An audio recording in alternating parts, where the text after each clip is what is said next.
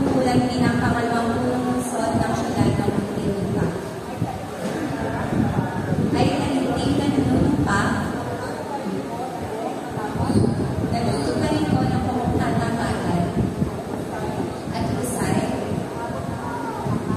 sa habang ng aking makakaya ang mga tungkulin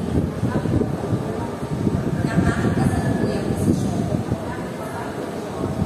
at ng iba pang posisyon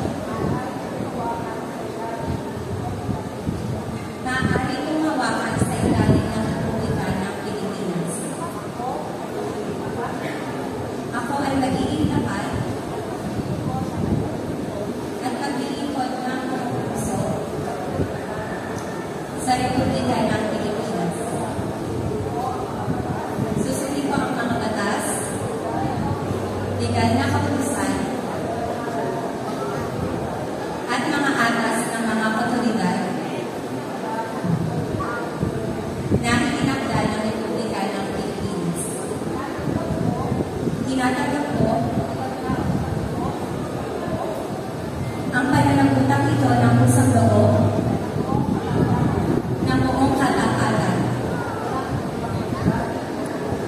at walang anumang masubali o pag-iwas. Kasi nawa ako